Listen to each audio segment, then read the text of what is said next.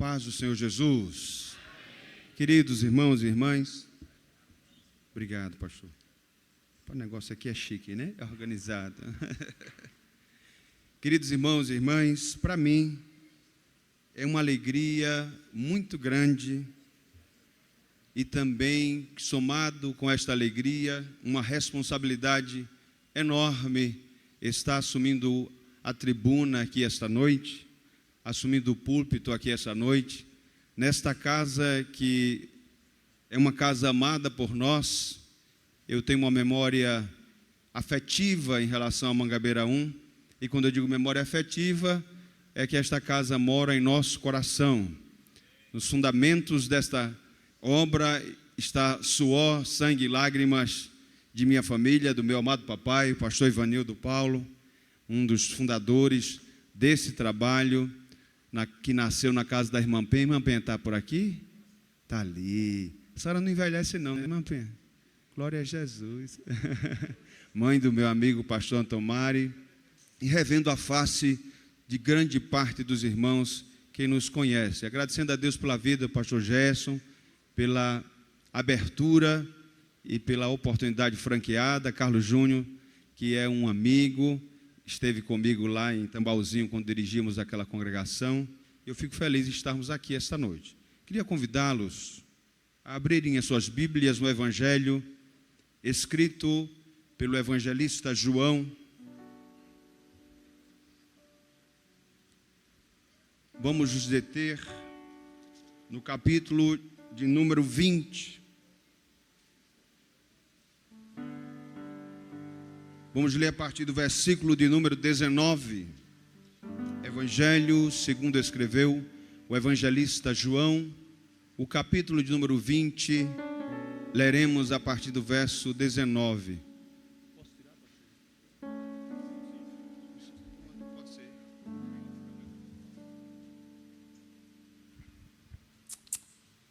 Então vamos lá.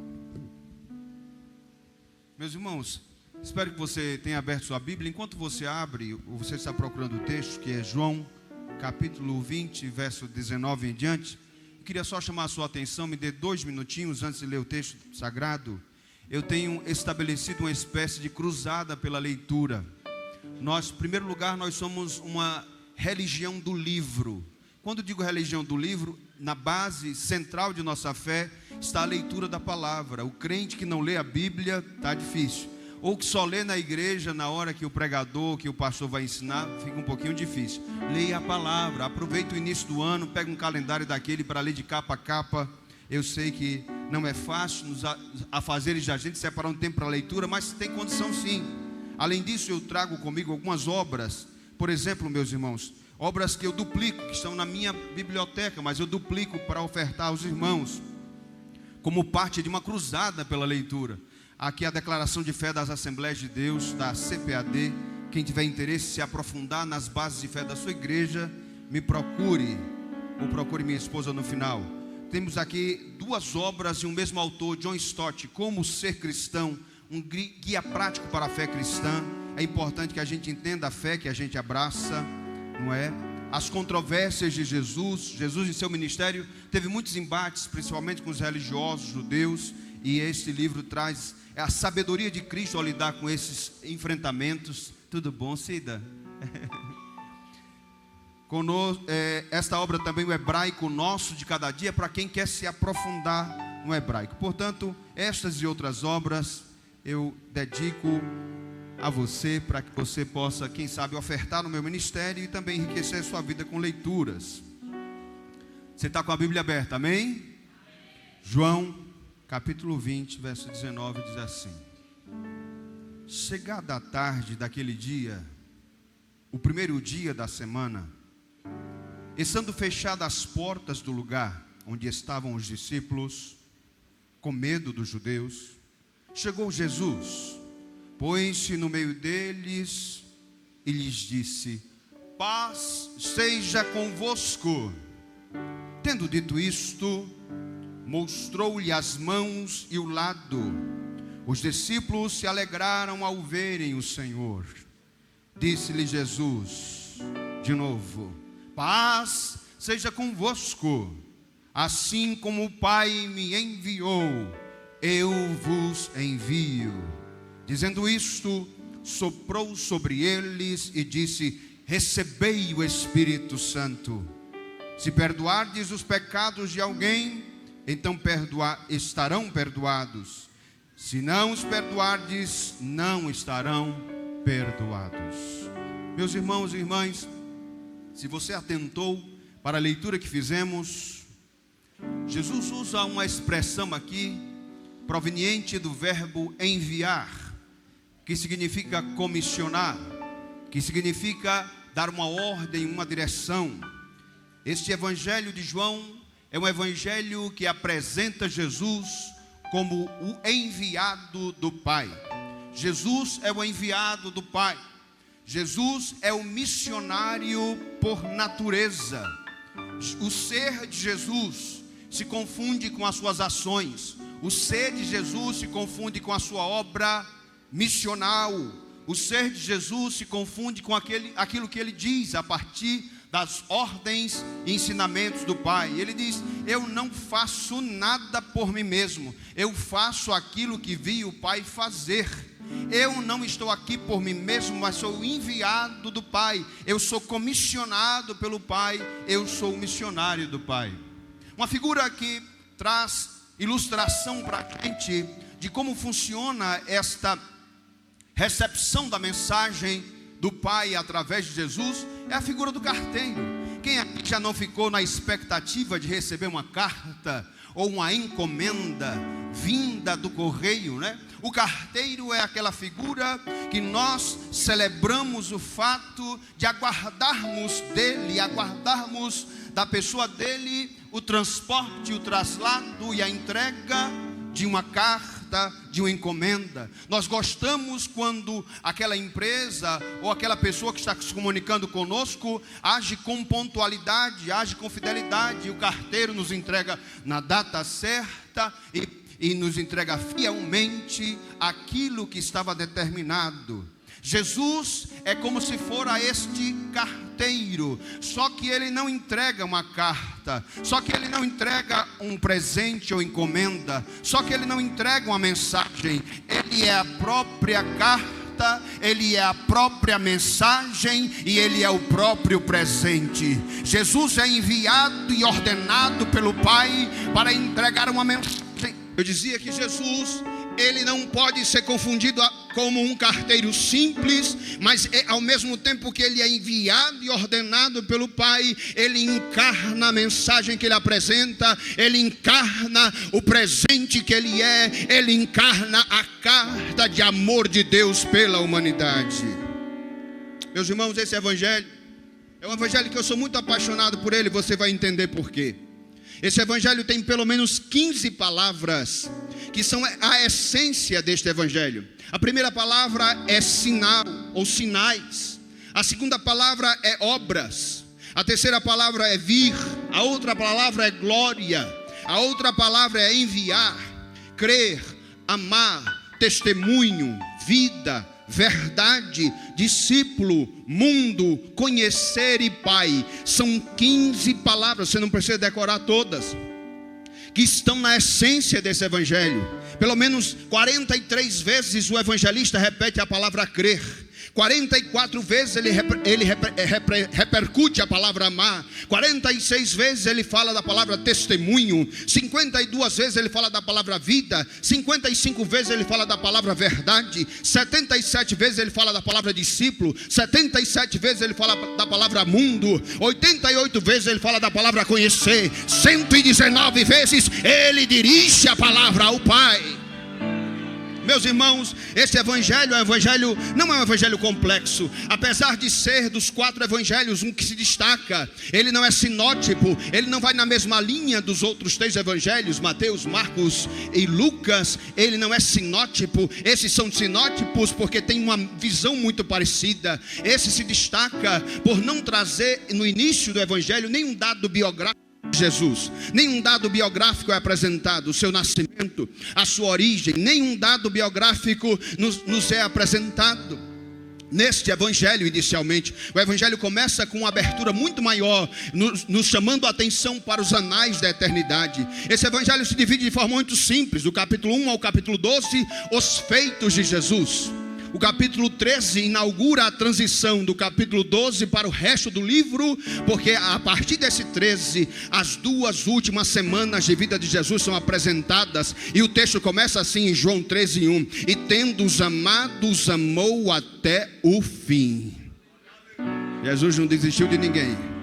Mesmo tendo um diabo entre eles, ele mesmo chama Judas de um diabo, ele o amou a todos os 11, e esse 12º que o traiu, até o fim. O evangelho é muito simples. João, por exemplo, economiza, não cita milagres, a não ser 7 sinais. São 7 sinais que ele separa nesse evangelho. O primeiro sinal está no capítulo 2, onde Jesus transforma a água em vinho. O segundo sinal está na cura do filho do servo de um rei. No terceiro sinal, ele opera outra cura. No capítulo de número 5, a cura do paralítico de Betesda.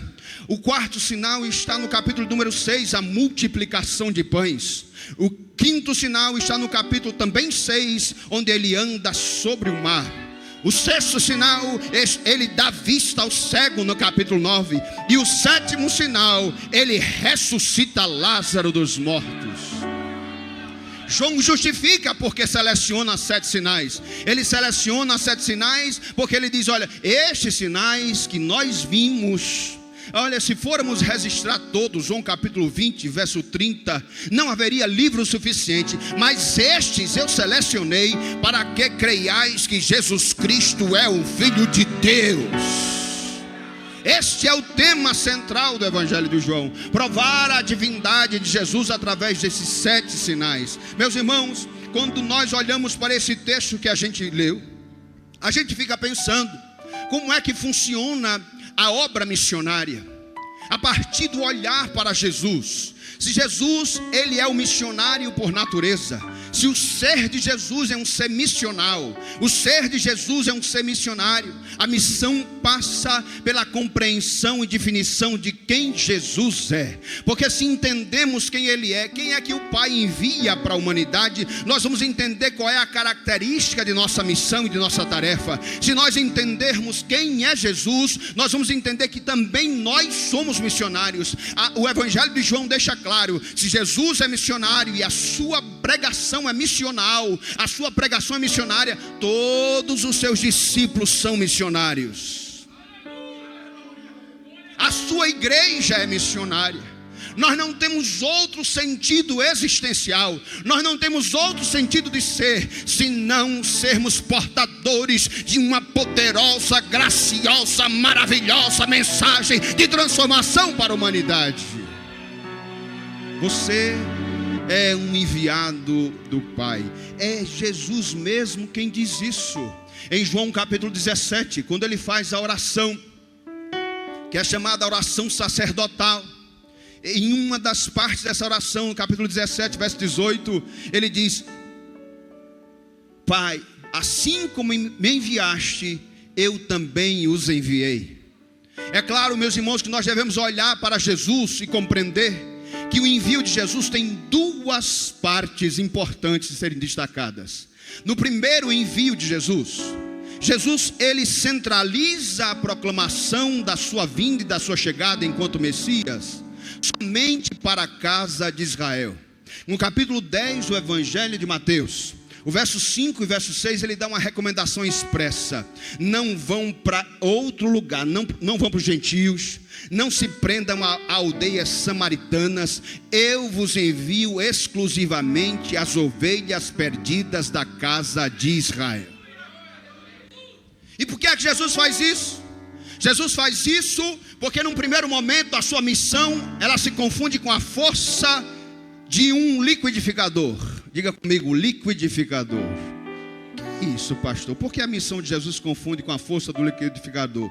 Porque a força do liquidificador, ela trabalha para o centro. Quando você coloca uma banana, uma fruta dentro do liquidificador, a sua força é no centro. É uma força centrípeta. É uma força que consome, é uma força que puxa para o centro. Então a missão de Jesus é uma missão centrípeta num primeiro momento. É uma missão liquidificador, voltada para dentro de casa, voltada para as ovelhas perdidas da casa de Israel. Isso tem um objetivo. O objetivo de Deus é mostrar para a nação de Israel que Ele é o cumpridor de promessas. E se Ele prometeu a vinda do Messias, está provado. Ele veio para salvar Israel. Mas é o próprio Evangelho de João que diz: Ele veio para os que eram seus. Olha a missão centrípeta aí, missão liquidificador. Ele veio para os que eram seus, mas os seus, os judeus, a casa de Israel, as ovelhas perdidas da casa de Israel, não receberam. Mas a todos, quanto receberam, deu-lhes o poder de serem feitos filhos de Deus, a saber, os que creem no seu nome. Agora isso acontece antes de Jesus morrer. Ó Pai, como tu me enviaste, eu os envio. Depois que Jesus morre e ressuscita, a sua missão não é mais centrípeta. A sua missão não é mais a função de força central voltada para consumo interno da casa de Israel. A função agora é espalhar.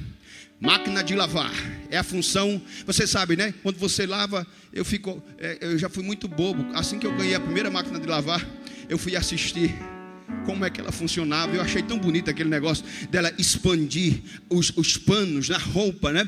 Então ela expulsa, ela faz uma força, né? A sua força é para expansão, a sua força é para expulsar. É a centrífuga. Ela cola as roupas na parede para sugar a água todinha. É a função centrífuga. É espalhando do centro e irradiando para todos os lugares. Você entendeu aí?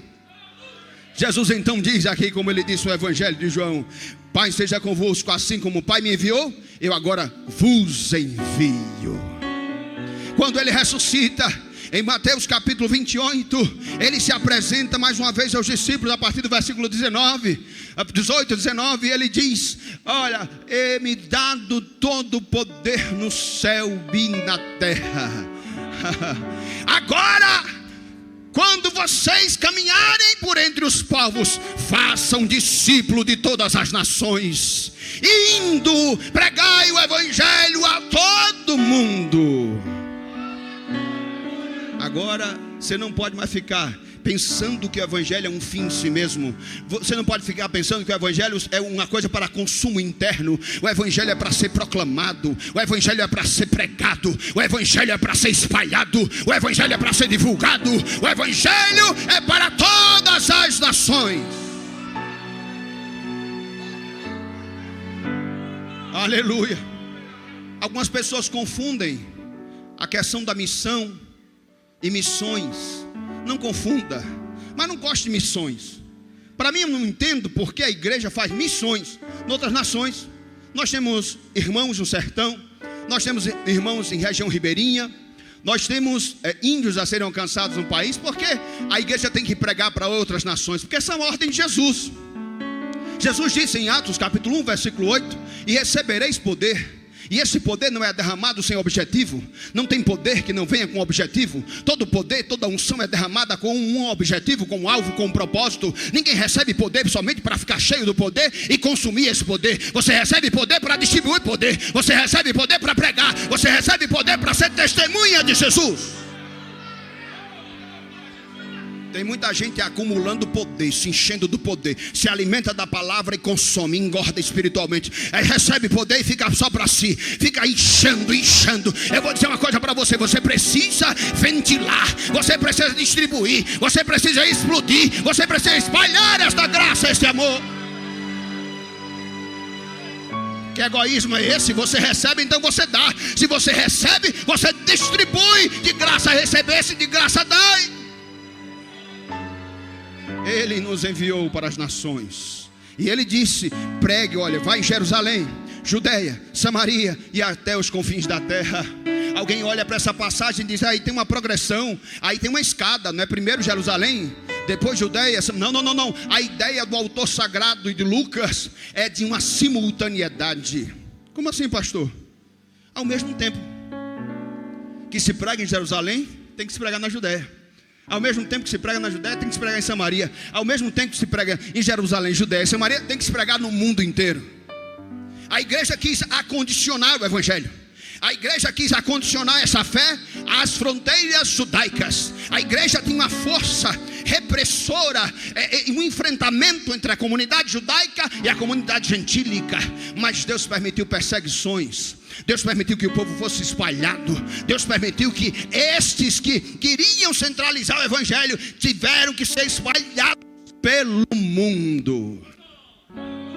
Não pode se reter aquilo que é do evangelho.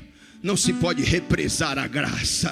Não se pode dizer assim: o poder deste evangelho é para mim, é para minha família, é para minha igreja. Não, é para o mundo, é para as nações, é para os perdidos. O alvo é esse, sempre foi esse. Eu vos envio como fui enviado pelo Pai. Deus envia o seu próprio Filho como um presente para nós. Quando o Evangelho de João pensa em Jesus, o evangelista declara aquele verso que é o mais conhecido de todos nós: que Deus amou o mundo.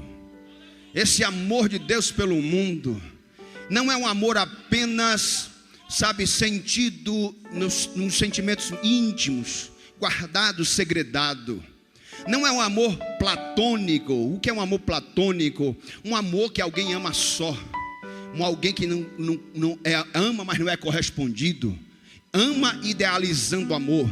Não é um amor romanesco. O que é um amor romanesco, pastor? Um amor das músicas românticas, das músicas bregas, das músicas do cancioneiro romântico. Esse amor, ele ganha concreção. O que é isso, pastor? Esse amor se torna concreto, sólido, porque Deus amou o mundo de uma tal maneira, e Ele resolveu demonstrar esse amor. E Ele demonstra esse amor dando o seu unigênito Filho, para que todo aquele que nele crê não pereça, mas tenha a vida eterna. Os hermeneutas, e eu trago uma luz para você em relação à interpretação desse texto. Nova, espero. Se não nova, refresque. Trabalham com a ideia da primeira menção. Diga comigo: primeira menção. Primeira menção. O que é a primeira menção? João, quando pensa nesta doação de Deus, ele volta a olhar lá para trás. Ele volta a olhar para Abraão. Deus deu o cumprimento da promessa na vida de Abraão, e lhe deu um filho, o herdeiro das promessas de Abraão, o filho do patriarca, um único filho. E o que é que Deus faz com Abraão? Pede que ele dê o seu único filho. Este evangelho de João, capítulo 3, verso 16, faz uma menção a essa doação de Abraão. Como Abraão doou o seu único filho, num gesto de obediência. Como Abraão pegou aquele que era seu amado e foi ofertar em sacrifício. Deus doou Jesus por você e por mim. Ele é a doação de amor. Jesus é a doação de amor. É o presente de amor vindo do Pai. Meus irmãos, esse evangelho me deixa muito contente quando eu olho para ele. Porque se nós somos enviados do Pai, se nós somos enviados por Jesus, como o Pai enviou a Jesus, o seu Filho, nós temos que entender quem Jesus é. Quando eu olho para esse evangelho, cada capítulo dele me traz uma luz de quem Jesus é. Quando eu olho para o primeiro capítulo, ele é a palavra do Pai, que habita com ele na eternidade e que agiu sobre toda a criação. Quando Deus disse assim: haja, o Logos de Deus trouxe à existência todas as coisas. Ele é a palavra do Pai no capítulo 1. No capítulo 2, Ele é o vinho novo. As talhas de água cheias, as talhas religiosas, as talhas usadas, aqueles vasos usados na religião judaica, cheia de água fria, agora é convertido em uma bebida quente e doce, é convertido em outra natureza. Água não combina com vinho, água não é vinho, é uma transformação profunda e radical em todo o sistema religioso judaico, porque ele é o vinho novo que traz alegria ao coração da humanidade. Quando eu olho para o capítulo 3, como eu já disse, Ele é o amor, é o presente de Deus para a humanidade. Ele é aquele que vem concretizar esse amor e essa promessa. Quando eu olho para o capítulo 4, Ele é o Salvador do mundo. Conversa com a mulher, quebra o protocolo da religião, conversa com a samaritana, os seus discípulos, mas Ele está conversando com a mulher. O que é que Ele está falando com a mulher à beira do poço? E essa mulher é arrebatada em sua existência. Ele revela a profundidade da sua existência, Ele rasga seus segredos, e ela, desesperada, cheia de alegria, sai para anunciar para a cidade dela: eis que um homem anunciou toda a minha vida. Não seria esse o Salvador do mundo? Aleluia. Jesus, no capítulo 4 de João, é o Salvador do mundo. No capítulo 5, Ele é o obreiro junto com o Pai. Ele diz: eu e meu Pai trabalhamos até hoje. Jesus é um incessante obreiro das obras do Pai. Ele não para, como o Pai não para de operar, como o Pai não para de fazer a sua obra maravilhosa, Jesus continua agindo sobre a face da terra. No capítulo 6, Ele é o pão vivo. Ele diz: Moisés vos deu maná. Deixa eu corrigir, não foi Moisés, foi o Pai que deu maná para vocês, mas eu sou o pão vivo que desceu do céu. Quem comer desse pão nunca mais terá fome, e já passou da morte para a vida. No capítulo número 7, no final daquele período de festas em Israel, Ele se levanta no último dia da festa e diz: quem tem sede, venha a mim e beba, porque aquele que beber da água que Ele der, um rio vivo vai saltar dele para a eternidade. No capítulo de número 8, Ele é o perdoador. Querem fazer uma pegadinha com Jesus, trazem uma mulher para que seja apedrejada diante dele. Cadê o homem, hein? Só trouxeram a mulher, cadê o homem? A pegadinha estava aí. A pegadinha estava aí. Ele não podia autorizar a pena de morte para ninguém. Ele não podia assumir o papel dos religiosos dos judeus, e matar ou autorizar a morte de ninguém. E ele faz uma pergunta-chave, que é a pergunta que mexe com todos nós: quem não tem pecado, atire a primeira pedra.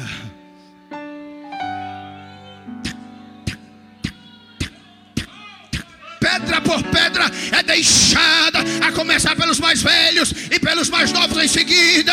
Tem um segredo aí, mas Ele diz: mulher, onde estão aqueles seus acusadores? Eu não te acuso também, vai em paz. O capítulo de número 9, Ele é a luz do mundo. Aleluia. Ele usa a metáfora, Ele usa a história de um cego e diz: quem pecou? Os discípulos preocupados em confirmarem uma linha doutrinária. Quem pecou? Ele e os seus pais. Jesus disse: eu não me interesso em mexer no passado de ninguém. Eu não sei, não me interessa. Nem foi ele, nem os seus pais. Ele nasceu assim para a glória de Deus. Eu vou iluminar os olhos dele, porque eu sou a luz do mundo. Quem anda comigo não anda em trevas, mas já passou da morte para a luz. No capítulo número 10, Jesus se apresenta como uma coisa, como um ser impessoal. Ele diz: eu sou a porta. Os que vieram antes de mim são ladrões e salteadores, são mercenários que só trabalham por dinheiro, têm interesse pecuniário nas ovelhas, mas eu não. Eu sou a porta. As minhas ovelhas entram por meio de mim, saem, voltam, encontram pastagem. Mas apesar de ele se identificar com algo impessoal, e Jesus não é uma porta literalmente, ele está dizendo que ele é o acesso ao Pai, ele é o único acesso ao Pai. Ele diz: ninguém jamais viu o Pai. Eu vi, eu posso mostrar o Pai e a glória do Pai para vocês. Eu sou esse acesso a Deus. Eu ouço dele e transmito para vocês. Minha função é essa. Mas também eu sou o bom pastor. E eu sou um pastor que cuido das minhas ovelhas com um cuidado ainda mais profundo do que o Salmo 23 diz. Como assim? Lá o Salmo diz assim: o Senhor é meu pastor, nada me faltará, de nada eu tenho falta. Ele me conduz a pastos verdejantes, guia-me mansamente a água tranquila, refrigera a minha alma. Ainda que eu ande pelo vale da sombra da morte, Ele está comigo, eu não temerei. Sabe por que ele é um pastor muito mais profundo do que o Salmo 23? Porque ele diz assim: eu sou o bom pastor e eu dou a minha vida pelas minhas ovelhas. Eu não só supro, eu não só guardo, eu não só dou segurança, como eu me dou inteiramente pelas minhas ovelhas. Por isso eu sou o bom pastor. Capítulo de número 11. O cenário é de morte, o cenário é de perda. Lázaro, seu amigo, morre e ele chora ante a sua morte. Jesus não chora porque vê a incredulidade dos judeus. Jesus não chora porque está com pena do seu amigo que morreu. Ele chora sentindo o impacto da morte. A morte é o avesso da vida. A morte é avessa a Deus. A morte é o último inimigo a ser vencido. Ele chora, quem sabe já sentindo os impactos que lhe acometerão no Getsemane. Ele chora sentindo o rompimento entre a vida, a existência e a cessação da existência. Mas no capítulo 11 nós não temos uma palavra final sobre morte. Nós temos uma palavra final sobre vida. Ele é a ressurreição. Marta, eu sou a ressurreição e a vida. Quem crê em mim não morre jamais. Pastor, e a gente não morre não? Morre. Jesus está se contradizendo? Não senhor. Porque na verdade nós nos apropriamos de um segredo novo com o Evangelho. Sabe qual é o segredo novo que a gente se apropria com o Evangelho? É que a morte para a gente não é o fim. Você não me entendeu não, eu vou repetir.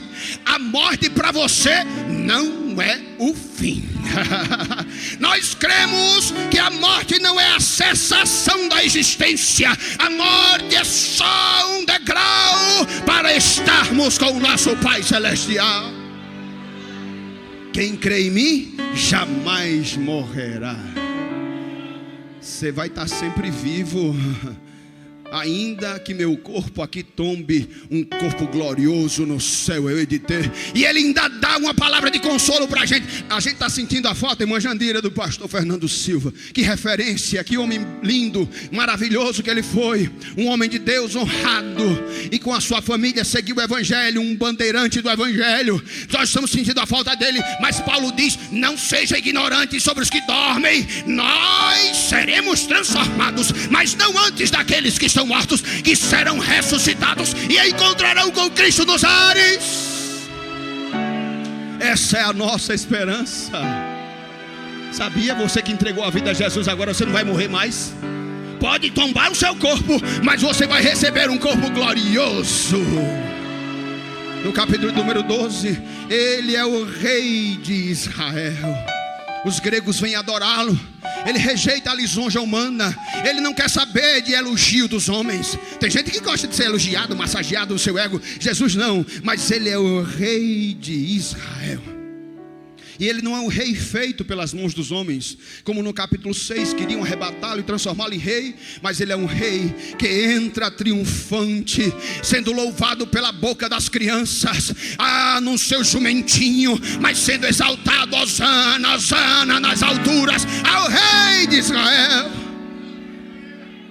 No capítulo número 13, ele é um líder diferente.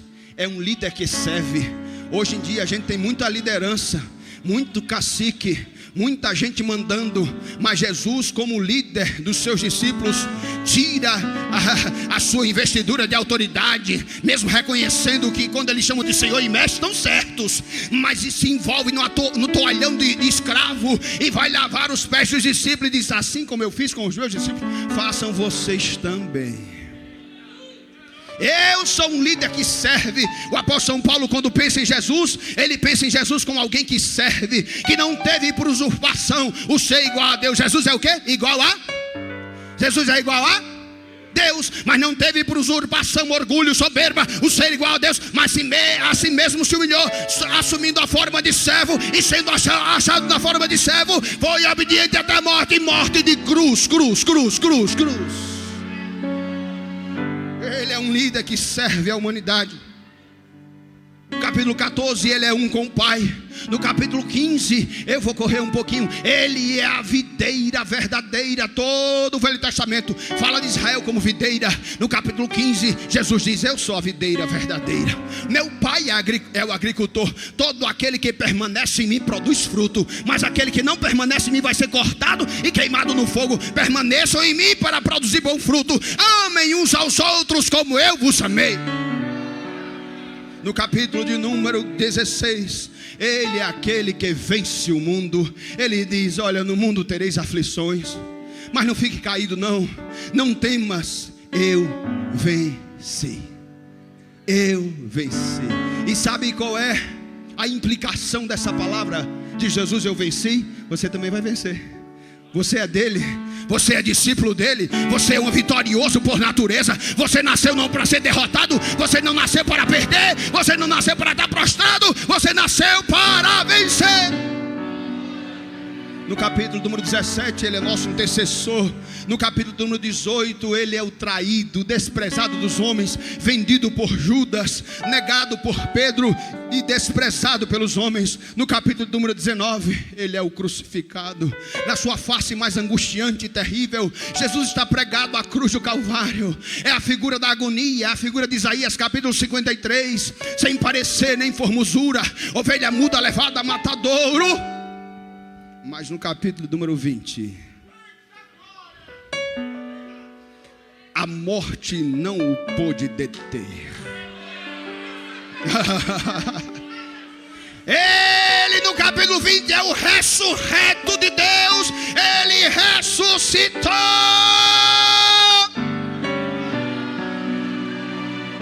O capítulo número 21, ele é o Filho de Deus adorado entre as nações. Esse evangelho é peculiar, porque em todos os outros evangelhos nós compreendemos a face humilhada do verbo encarnado. Mas nesse evangelho nós vemos Jesus com sua soberania e glória. No capítulo 10 desse evangelho ele diz: ninguém toma a minha vida, eu mesmo a dou e torno a tomá-la. Se você tem pena de Jesus na cruz, não tenha não, porque está ali alguém que sabia que estava cumprindo o propósito do Pai. Quando ele grita: tetelestai, está consumado. Cessou, acabei a obra que o Pai determinou. Agora eu me levantarei não mais como cordeiro, mas eu vou rugir sobre a face da terra como o leão da tribo de Judá.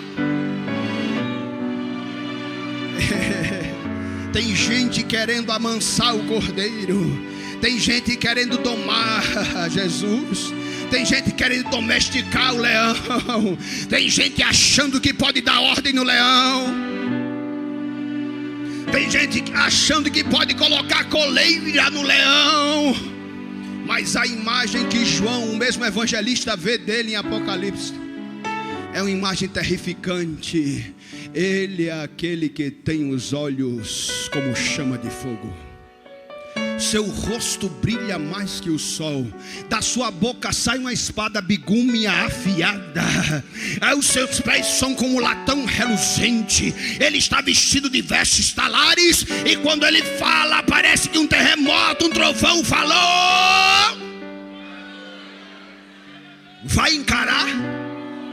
Encara este ser. Eu, João, quando vi essa visão, caí como morto em terra. Mas ele estendeu a mão e disse: não temas, eu sou o cordeiro que fui morto, mas vivo estou.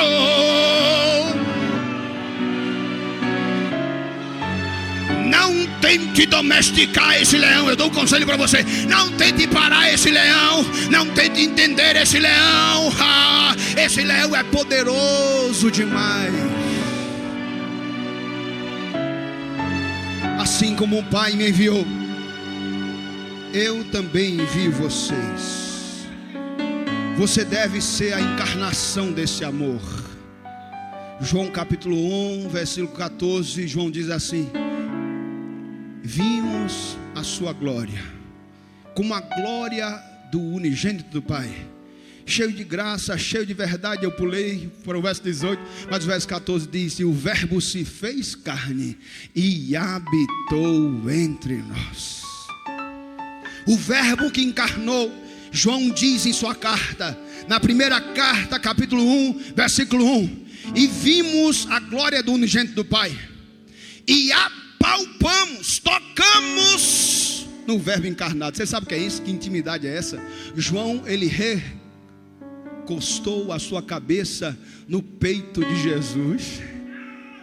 Ele sentiu o perfume do mestre, ele sentiu o calor do mestre, ele sentiu o coração do mestre, ele tocou no verbo encarnado. A minha esperança é que quando ele voltar e nos levar para morar com ele, eu vou dar um abraço em Jesus. Quem quer dar um abraço em Jesus? Quem quer dar um abraço em Jesus? Eu vou beijar a sua face, eu vou tocar na face do mestre. Eu convido você a desejar esse amado Jesus. Eu convido você a proclamar esse amado Jesus. Eu termino agora. Esse amado Jesus para a humanidade. Sua tarefa missional, sua tarefa é ser um missionário. Não, talvez você não vá para outras nações. Não há tempo mais para isso. Talvez você tenha tempo ainda para isso, mas precise de um preparo especial. Talvez você ore por missionários. Talvez você contribua com missionários. Mas não esqueça, você é um missionário. Você não entendeu não? Você é um missionário. O Pai enviou, você enviou a mim. Não, pastor, a tarefa de evangelizar é do pastor. A tarefa de evangelizar é do presbítero, é de alguém que está responsável por essa área na igreja. Não, a tarefa é nossa. Você tem que encarnar esse amor, você tem que viver esse amor. Você tem que ser embaixador de Jesus na face da terra. Você não entendeu? Você é representante dos céus. Você é Jesus. Os de Antioquia chamaram aqueles que criam em Jesus de cristãos. E essa palavra significa pequenos cristos.